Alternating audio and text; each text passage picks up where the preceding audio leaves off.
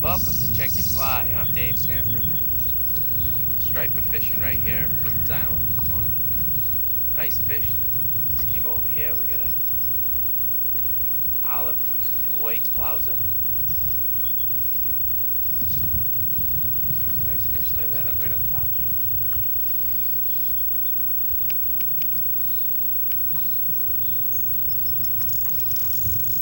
Pretty big fish. Is that boiling? Good job, David. Beautiful morning here, light northwesterly wind.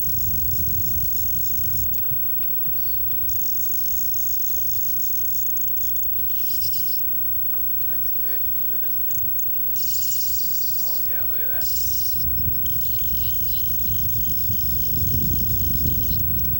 Beautiful.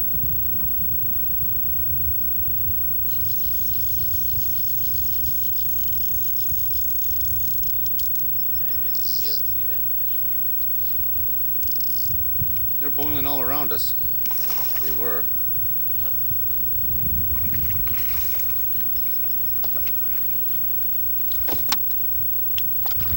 See if we can get him over the boat here.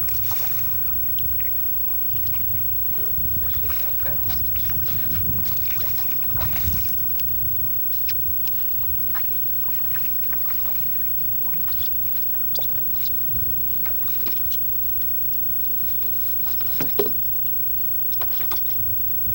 Look around. Beautiful morning. Nice and calm. Little northwest wind. Nothing major league yet. Alright, maybe we tied him out, folks. There he is. Look at this. Take a look at this bugger. We can get him up top. Where is he? Over the way.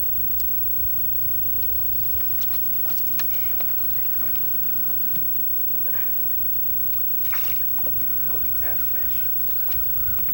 Oh, Good morning, huh? Look at that. It's 6 a.m., folks. Beauteous. Yes, Narragansett Bay. Welcome to Check Your Fly. Beautiful fish. Beautiful fish. Let's go get a couple more. Okay.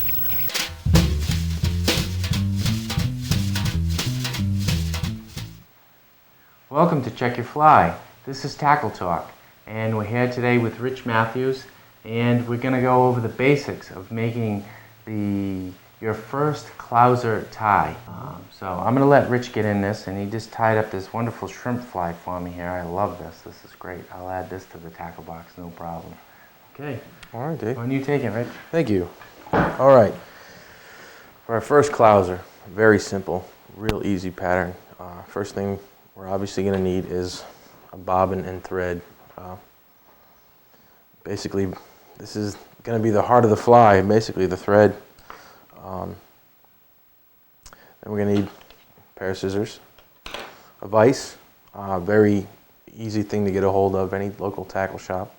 They don't have to be very expensive vices, $25, $30, even less than that, as long as it holds a hook.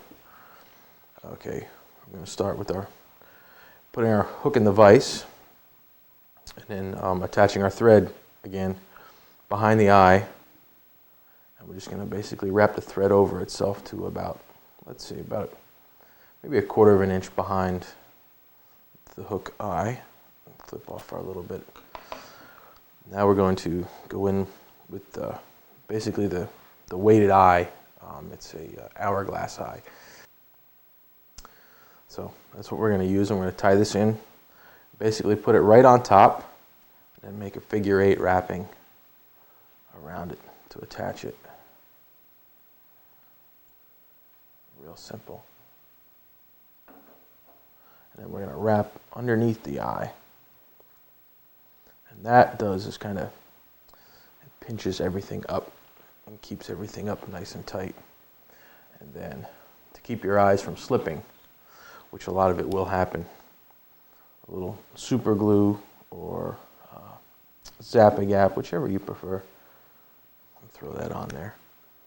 We're going to take a look at our material here, and we're going to take the longer ones, I'm going to pull them out and just kind of even them up with the rest of it. Get rid of that one. There's a couple bad ones in there we don't like. Again, make it look tapered. Nice tapered look. And you got some long ends, just clip them. And then we're going to tie it in. Real easy. Put a couple, just to hold it down a little bit. It's not agreeing with me. Let's trim that back again. There we go. All right. Once that's tied in at the head, basically let it go, and this is what you're going to have. As you tie back, right behind the eye, cinch it down. Go back about 1/8 of an inch. Okay, then we're going to make what they call the chin, or the gill plates, if you want to call it that. Basically, what it represents. We're going to go into some crystal flash, and it's probably only about probably about 7 or 8 pieces of crystal flash, about 1/8 of an inch long. We're going to tie them in right on top.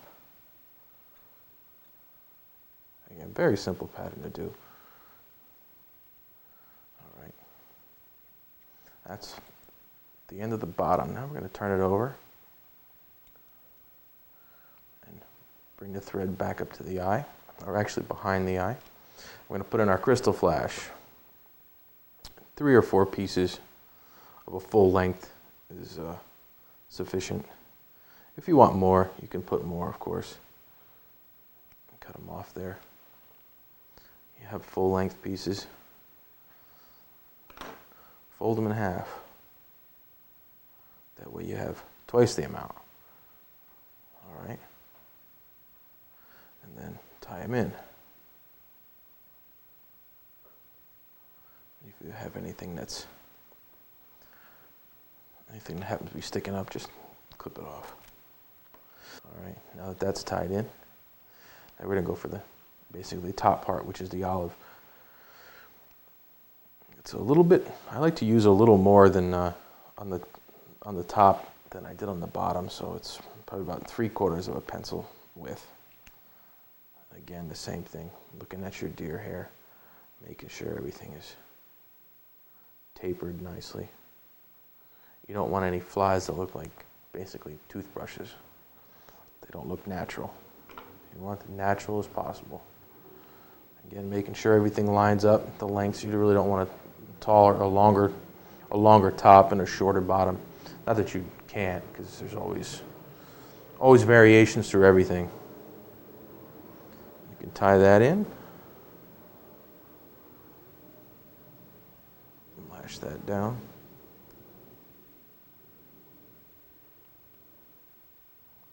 Form a nice shaped head on this. Put a couple half hitched in it. You can use a half hitch tool. I find it just easier to use my finger, and then throw just a little dab of super glue on the end so your thread doesn't come apart. Clip off your end, and from here you can put in any type of eye that you feel appropriate. Stick-on eyes, and then you can cover it with a little 5-minute epoxy, but that's basically your fly. Get out there and fish with it, and I can almost guarantee you'll catch fish. If the fish are there, this fly will catch them. Good fishing, good luck to you.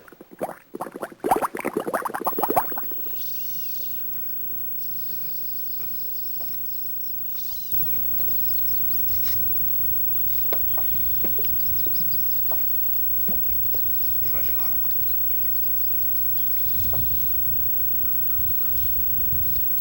Is he coming up?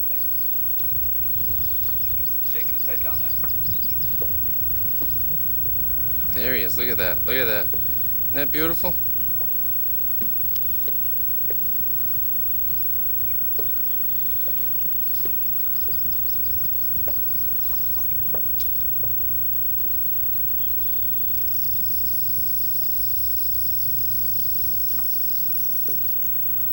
Right in the sun.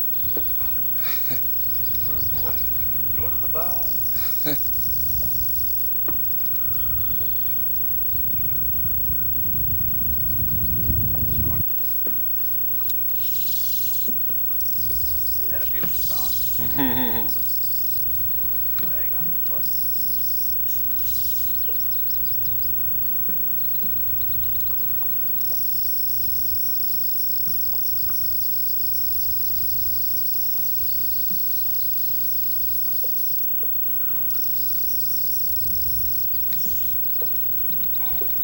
Big drag knob on these Tiogas. Yeah. Yeah, really, if you need to make a quick adjustment, it's right there for you. Yep. Come on, buddy. Get out of this. Camera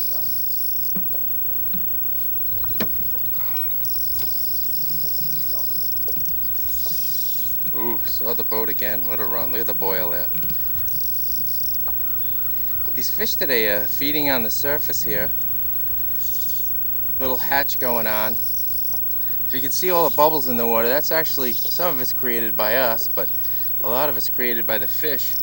They're coming up and they're lipping the surface here. There's fish breaking all around us. And Mike needs to get this fish in the boat. I'm trying.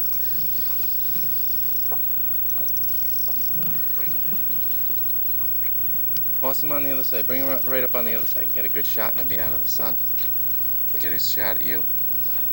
When you go to that side, I can't. It's tough for me to. There we go.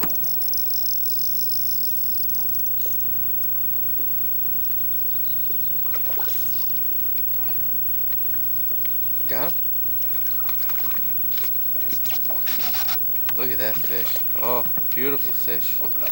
Open up. Open up. We like to stick our thumbs in their throats, pick them right out of the water. Seems to do less harm to them. They have freshwater, like a freshwater mouth bass. Very little teeth. They're like sandpaper. Now talk to me about the fly, Mike, that you're using here today. It's a chartreuse and white and a little crystal flash. With the head and the gill area tied with red thread.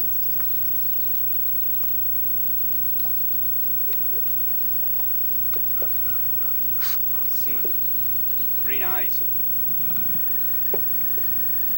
Hold it up again. Too quick with that. Oh, beautiful shot of that fish. It's got some bugs on him. Yeah, sea lice. Yep. Pretty fish. Thanks. Yeah. Let me see that Clouser that you were using here.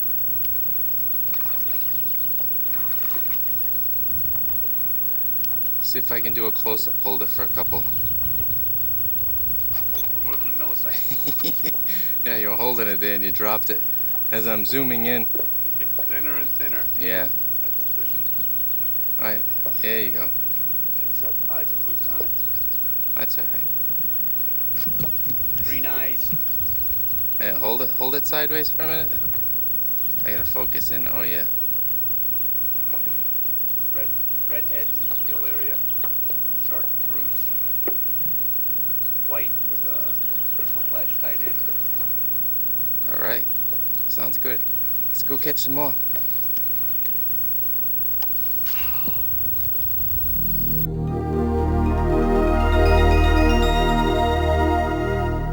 Save the Bay organization has been around for about 30 years in Rhode Island. And it started back in 1970 when there was a problem in the bay where they were trying to put a refinery in. And some citizens like yourselves said, you know, this isn't right. Our bay is in a mess right now. And we just can't have another big industry to really make the bay even worse. They stood up, they fought it, they won. And it decided that maybe they could actually become a citizens group and make a difference. And so Save the Bay was formed. It was like a spin-off of the Save the Bay. It had started down in Chesapeake. That was the original Save the Bay. So during that 30-year period, Save the Bay has grown to about maybe 30 staff people. I work in the habitat section / education. I kind of do education work and I do also habitat restoration work. Save the Bay has about 20 or 25,000 members around the state and also lots and lots and lots of volunteers. And some of those volunteers are just up the road here at South Road School? Some of you go to South Road School? I went there. All right. We have a project going on there, a Seagrasses and Classes project. We also have one down in Narragansett, just down the road. All right, another one over here in Charahoe going on. So there are volunteers there, there's volunteers in Narragansett, volunteers all around. And hopefully some of you have volunteered your services to Save the Bay. That's how we work. We at 30 members, 30 people and staff people at Save the Bay could not do the job that has been done without the volunteers. We would be nowhere without our volunteers. So extremely important to have volunteers who pitch in and help out clearing out marshes and letting the waters flow better, or help out in Seagrasses and Classes, or help out in our Save the Bay swim, or help out in many, many other things. Save the Bay has been working on a number of projects during these years, and if you were to look at the bay 30 years ago, you would have seen a real mess. It was really in pretty bad shape. And one of the biggest problems was toxics that were being dumped into the bay. We had Ciba-Geigy up in Cranston area, and it was a big chemical company. And I'd spoken to one person who had said, you know, I used to work there, and he said one day I had 1,000 gallons of toluene here in this tank, and I pulled the switch the wrong way. What happened? Right out in the bay. 1,000 gallons of toluene, very, very toxic. He let it go. They used to wash their floors with acetone, let it run down the tubes, right out in the bay. Well, Save the Bay with other organizations has said, we've got to stop this kind of thing. This is ridiculous. And they had put a plug on a lot of these places and say, you cannot do this anymore. You cannot dump these toxics in the bay anymore. It just won't work. And we're going to go after you. We're going to sue you if we have to. So a lot of these toxics have been stopped. About 95% of the toxics have been stopped, and we continue to try to plug up those gaps. That's probably been one of the major reasons why the bay has become cleaner, again, because of these toxics. The fish and other animals just can't live in those toxics. Our next big problem right now that we've been working on is sewage. What happens in Providence when we have about a half an inch of rain? It goes down the gutters, and because Providence about 100 years ago combined the storm drains with sewage, we now have combined sewage and rainwater. It goes down to where? Not the reservoir, it goes down to the sewage disposal plant. All right? Goes to the plant, and they say, well, we're treating sewage, and we can treat sewage okay, but now we have a half an inch of rain, and boom, we get this huge influx of rainwater and sewage. What happens? Can they treat it? No. What do? Open the gates. Out it comes, right into the bay. For more information on Save the Bay, you can check the website www.savebay.org. It's S-A-V-E-B-A-Y, no "the" in the middle, because that was going back to the original Save the Bay in Chesapeake Bay. So we have savebay.org. Thank you.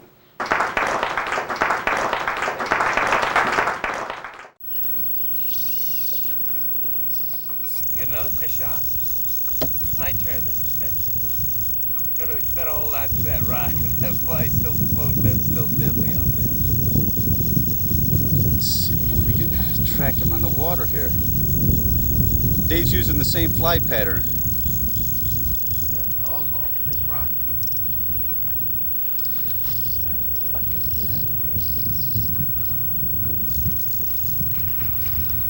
Shooting around that rock. Let's go, baby.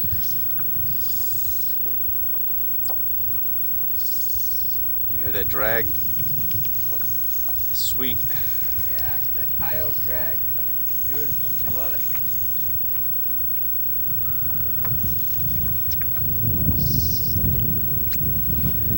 Gonna rub you against that rock. He doesn't even know he's hooked in.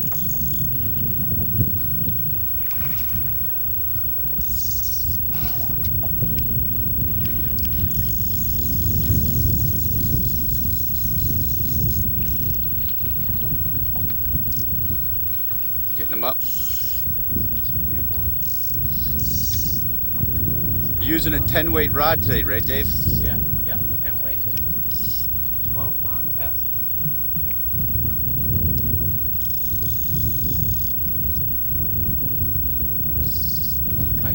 your line, Mike? Probably went right over it. Yeah, that's right. You got a sinking on there today. Yep.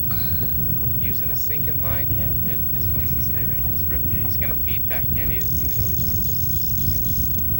Come on, baby. That's the other one's line.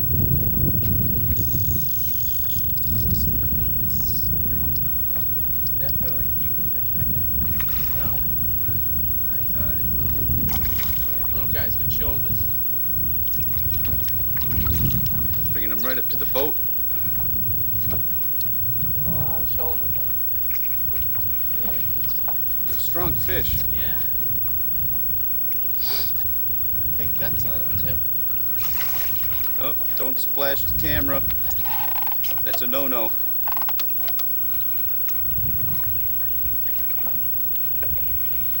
Oh yeah, he's a First fish of the day, not a bad one. no, no.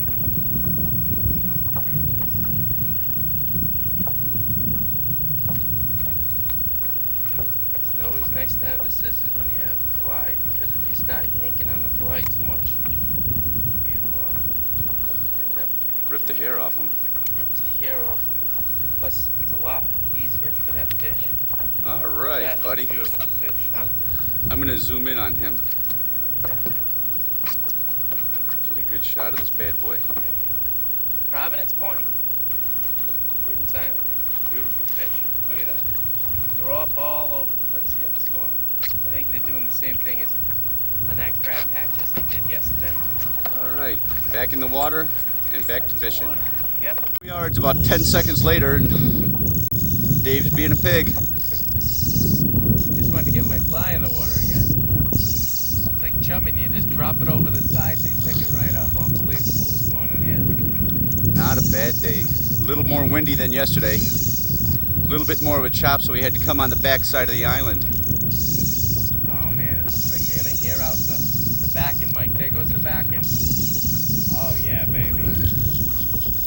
He's out there. He's got 100 feet of fly line plus backing going.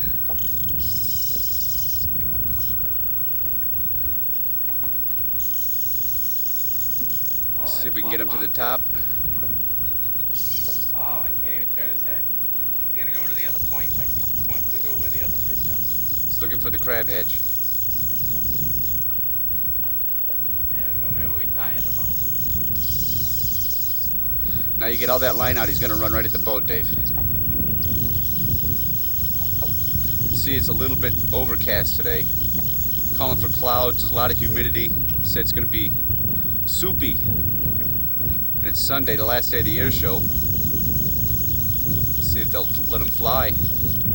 But we're not worried about that right now. Yeah, you could actually go fishing in the morning and then go to the air show at 9 o'clock. We're usually out of here about 9. Start at 4:30, right, Mike? Yep. Get out bright and early. Here he comes. I tied him out now. We'll bring him right to the boat. All right. Doesn't sound tired, Dave. Now I think he wants to go to Connecticut Light.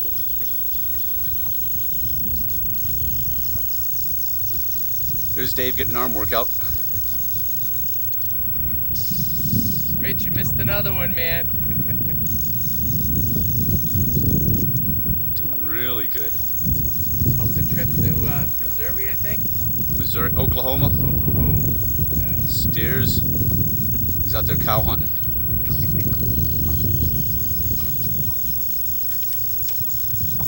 We get this fish in the boat so Mike can fish today.